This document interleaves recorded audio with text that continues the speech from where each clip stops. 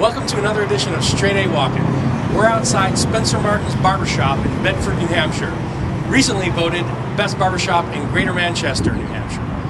Spencer Martin is a terrific barber. He's a friend of mine. My boys all get their hair cut here, and we're going to go surprise him and ask him some math questions. We're going to find out what a barber knows about math that you would find on your SAT test. Let's go. All right. I see you hiding, Spencer. I see you hiding in there. Good morning. This is Spencer Martin. How you doing, Spencer? How you doing? I see you're busy, so we'll take a seat and wait our turn. Okay. Go ahead, hit me. I'm not going on that. If 3 more than twice a number is equal to 10, what is 4 times the number?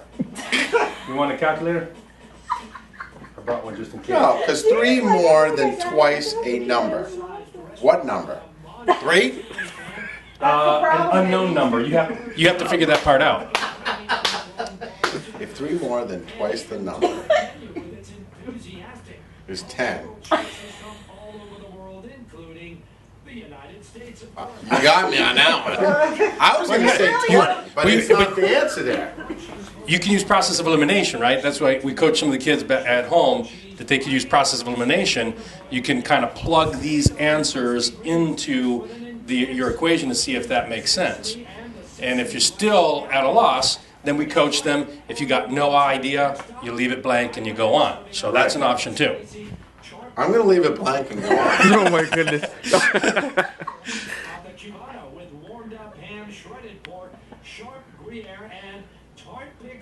Maybe if you were sitting in one of your chairs, you'd feel more relaxed. Here, have a seat in one of your chairs. Here, we put a little hot cream on your neck and soothe you a little bit. Here.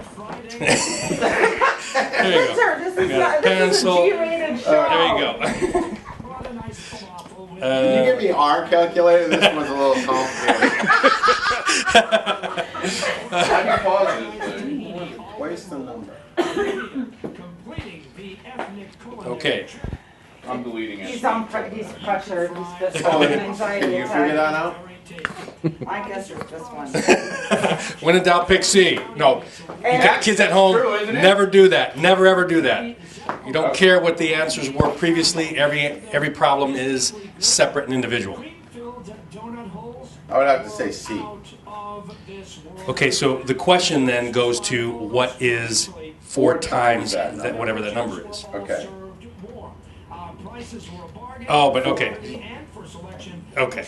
Did I do it wrong? So at home, I'm guessing maybe you beat Spence on this one. Yeah, you would. But the answer for you at home, the answer is D, and let's figure out why that is. 14. 3 more than twice a number. Okay, let's figure out. If we can create an equation, 3 more than twice a number, what would that come out like? That would be twice the number means 2 times, right? Right, so And when you don't know what that number is, what do you insert for it? N, X, any letter, right? So you're going to put 2 times X. Go ahead and write that down. 2 times X. times X equals. Not equals because it's 3 more. And so what do we have to do?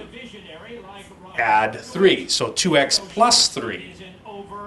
2X plus 3 is equal to 10. So that means 2 times X is actually 7, right? Yeah. And so what is X? 2 times what gives you 7? 3.5. 3.5. Now what is 4 times 3.5 is the question. 14. 14. There's your answer, D. So,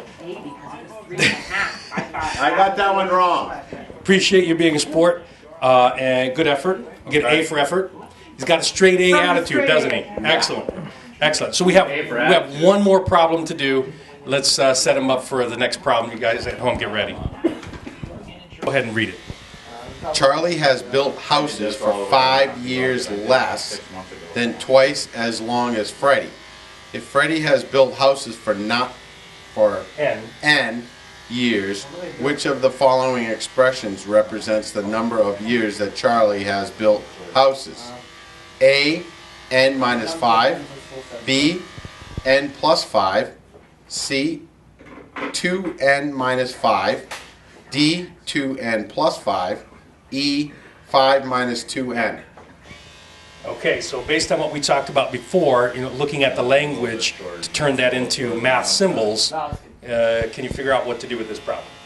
Well, I'd have to say that Charlie has built houses for 5 years. But they're Less. twice, right, 5 years less than twice the amount of Freddie. Right. So I would have to say C, 2n minus 5. The 2n is twice as long as Freddie, and the minus 5 shows the 5 less. So there we go. Congratulations. Good job. Okay, well that concludes another edition of Straight A Walking. You kids at home, how'd you do? Did you beat Spence? Or was he able to beat you on the second one? I don't know. This is But what happens if you don't become a straight A. You end up being a barber like Steve and I. No. Well, anyway, listen, you guys. Spence is a great guy and a great sport. Give it up for Spence. Woo! All right. Appreciate it. Thanks a lot, Spence. All right. We'll see you next time. All right. Good?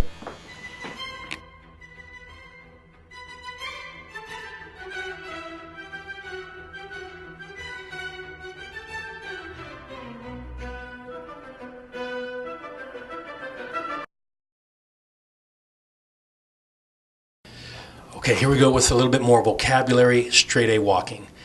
We're outside the law offices of Walker and Buchholz. You want to get that, Brian? Walker and Buchholz. We're going to bust in on Jim Walker, Esquire. And attorneys are supposed to be really good with language, right? So we're going to throw some vocabulary questions at Jim Walker and see how he handles them. Ready? Let's go.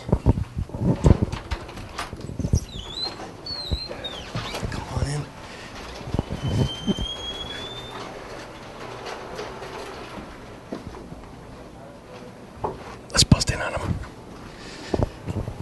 Hello, Attorney Walker. How are you? Felix, how are you? Good to see you. Listen, we're going Straight A Walking, and we're wondering if you could be our next victim. Volunteer. Okay. You willing to do that for us? Sure. First of all, maybe we can get a little bit of information about you so the kids at home might be able to connect with you. You're an attorney, right? I am. What kind of law do you practice? I work for insurance companies and defend people who get sued. Okay, so a defense attorney. Correct. Excellent, excellent. How long have you been practicing law? 23 years. Ooh, that's longer than you guys are old. Anyway, so you've got a lot of experience. What college did you go to? I attended Middlebury College. And you got your law degree from? Franklin Pierce. I see on the wall Franklin Pierce. Excellent, excellent. And you're still a relatively young guy. Do you remember taking the SATs? I do. Do you remember how you did on those? Yeah, well, I took them a few times, more than once. Which is a good idea. Mm-hmm. Always a good idea to take the test more than once, definitely. And do you remember how you did in, well or not so well, or did you get better each time? Not really. I think the first time that I took the test, I scored 620 on the English portion of the test and 580 on the math portion. Very good scores, very good scores. Anything over 600 get you into most any college you want to go to, except maybe some might want to see a little bit higher, but very solid scores. So now, they've added the grammar section as well, or the writing section. But we're here to talk to you about vocab. Have you seen these questions that I'm about to give you? I have not. And you're okay with that? I'm okay with that. All right, he's a smart guy. He's got a good vocabulary. Let's see what we can throw at him. We're going to end up giving kind of a dual screen here where the kids at home are going to compete against the attorney. Are you ready over here? I'm ready. You kids ready at home? On your marks, get set, let's go.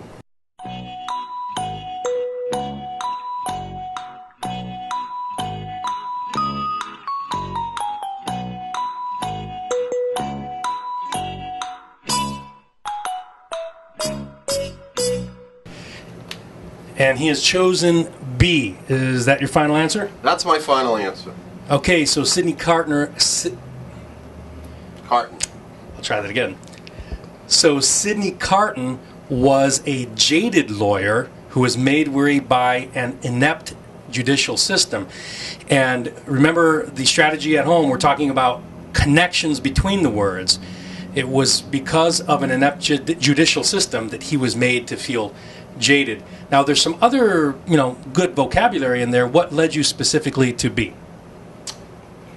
Well, there didn't appear to be an appropriate description of the judicial system except inept. Judicial system generally isn't enthusiastic, Right. bellicose, complacent. Complaisance. Right. The French is a little bit of a distraction there. Yeah, that's kind of a red herring.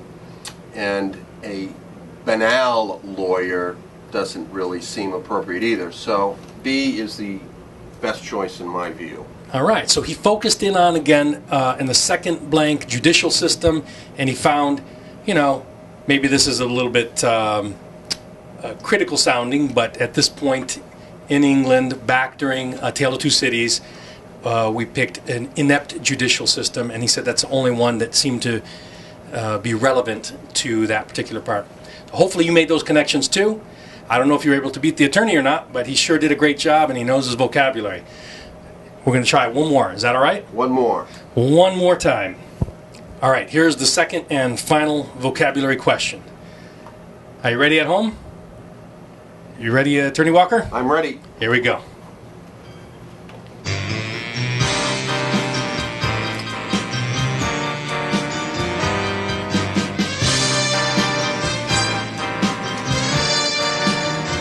I would say E, renounced.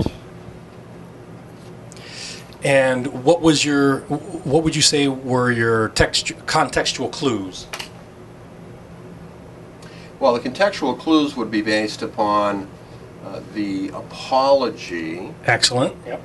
and sins and new name.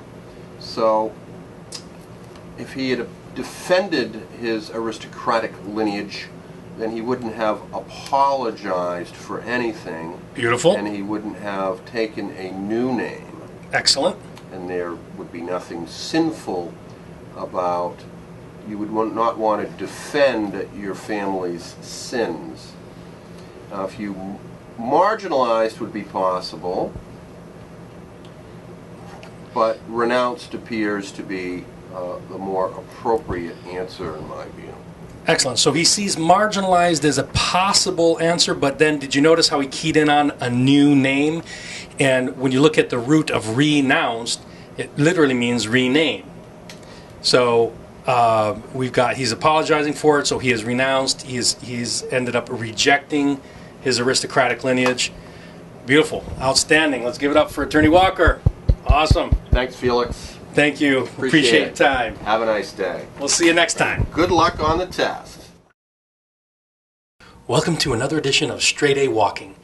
We're here outside of Job Corps, and we're going to bust in on our friend Kristen, who is a senior admissions counselor, and ask her some vocabulary questions.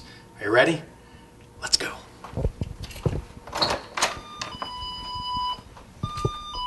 Come on in. Come on in. You got the door? Hello. Hey, hello. Hi. You're going to ask me some questions again, are you? Yes, that's what I'm here for. We're Straight A Walking. We're going to ask Kristen some questions. Okay. Are you okay with that? I think so. Let's see. I would say Wickham's charm could deceive Lily into tricking her into believing that he was an honorable man, leaving her totally unaware of the ostentatious life that he had led up to that point. That could work. Extricated, I don't think works. I'm not sure of that other word on here. Some of these words I honestly don't know the meaning to. Which is quite all right. Which is quite all right. Wickham's charm beguiled Lily, tricking her into believing that he was an honorable man, leaving her totally unaware of the profligate life he had led up to that point, and I'm not too familiar with that word either. So A could work or D could work, because deceived and beguiled both have similar meanings. Ostentatious may or may not work there. In that second question, I'm not sure, like I said, of the second word, but D might work because sometimes the most obvious answer isn't necessarily. I like the logic. You hear her thinking it through. You hear her talking it through. Sometimes when something is too easy, it's too obvious, so maybe it might be something else. So I would say it's between A and D, and I'm just going to guess that it is D. Is that your final answer? That is my final answer. Congratulations. Good job. Thank you. And I don't know if you guys caught that as she was making the connections between the blank and tricking her, right? And so deceived and beguiled both mean to trick. And in the second blank, she wasn't too sure, but she used a little bit of logic. She said she narrowed it down to A and D. And in the second blank, it had to be something that, they chose intentionally very challenging vocabulary. So she used the logic saying, well, deceived seems too easy for the first blank, so let's go with D, and that got her to the right answer. Good job. Thank you. Congratulations again. So are you ready for the second question? I am. You guys ready at home? Get it on. Okay. Let's see. Motivated by his blank inclinations toward Elizabeth. With just that information, we have no idea. Darcy blank, all those to whom Wickham was indebted, thereby indirectly professing his love. So he must love Elizabeth, and he could be affectionate toward her. Amorous means to love, so I would say that motivated by his amorous inclinations toward Elizabeth, Darcy reimbursed all those to whom Wickham was indebted. To reimburse, you reimburse people that you are in debt to, thereby indirectly professing his love. So I would say that this one is E. Final answer? Final answer. Good job. 2 for 2. Excellent. Let's give it up for Kristen. Woo! Thank you. All right. Congratulations. Now, we don't know if you're able to beat the students at home or not. I'm sure again. But that really doesn't matter because we're just having fun. Very favorite Thanks for taking time to have fun with us today, Kristen. Fine chocolates. Enjoy. All right. Take care. Thank Lydia's a friend of mine. We're going to go and surprise her with a couple of math questions, see how she can handle them. You ready? Let's go.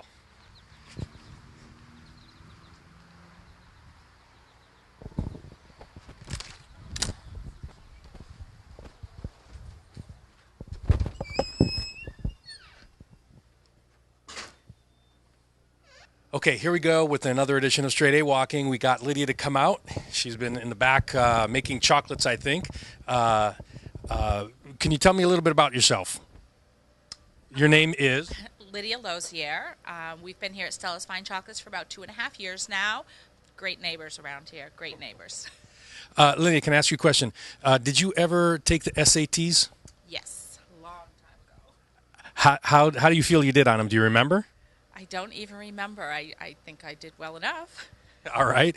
And you've been living a happy life regardless of what happened, right? So, for those kids at home, they don't have to feel too much pressure, right? No pressure. No pressure whatsoever. Okay. So, Lydia, we are, like I said, Straight A Walking, and we're going to spring a couple of math problems on you. You have is that okay if we do that to you? I love math.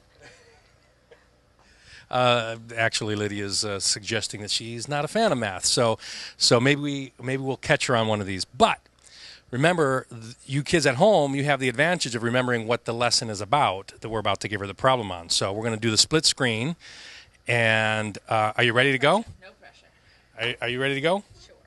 Are you guys ready? On your marks, get set, go. When the positive integer k is divided by 7, the remainder is 6. What is the remainder when k plus 2 is divided by 7? Okay, talk it out. So when the positive integer is k and is divided by 7, the remainder is 6. So that would have to be 20. That's a good example. And if we add 2 to 20,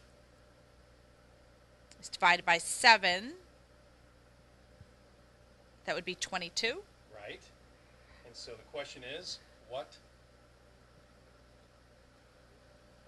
is... What is the remainder when 22 is divided by 7? 7 goes into 21 3 times, so the remainder would be 1. Beautiful. Excellent. So remember, when you don't know what the variable is, plug in a value that makes sense. That's one of our chief techniques, plug in values. And she just did that instinctively, plugging in 20 as an example for K, then talked it out. And remember this also, after you do, most SAT questions make you do little mini calculations along the way. Always reread the question, right? So once you had to do a couple of those, it's like, oh my gosh, what was the question again, right? You have to go back and say, what is the remainder? But you did beautifully. Okay, let's go on. We're getting ready for the second question here. All right, ready for problem number 2. Are you ready?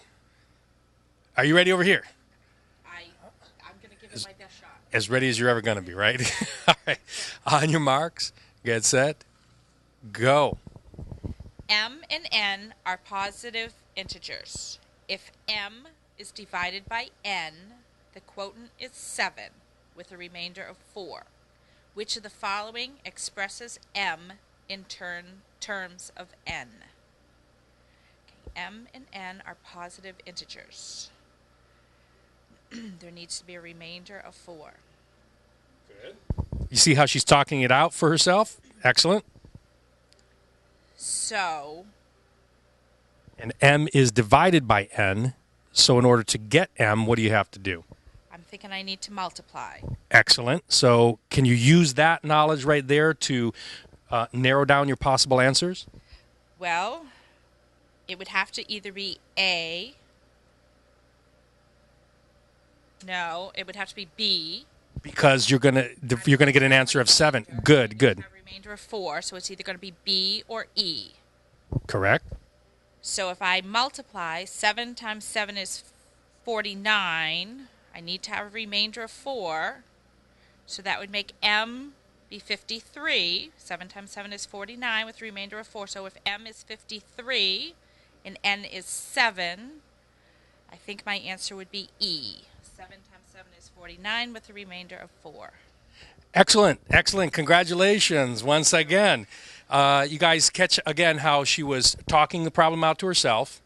She gave herself another value again for M at 53. It could have been any value that worked. But the key here is you notice that if you're dividing by N to get N, you get an answer of 7. Then you multiply that 7 times the N, and she was able to narrow it down to B and E. And then since there was 4 extra, we have to add 4 more. The answer is clearly E. Okay, so thanks again, Lydia. Listen, I've got another question for you real quick to see if you can answer. It's not math related. Who's burying Grant's tomb? I believe it's Grant. Excellent. Very sharp customer here. Okay, so at home, let's see if we can give a round of applause for Lydia. Thank you so much. We appreciate it. My pleasure. And now I have some business to conduct. I want to get me some chocolate. Alrighty. Okay. All right. Can we get a close-up of this? I love this. You kids at home, the teachers that you really appreciate and love, show them you appreciate them with some chocolate. What?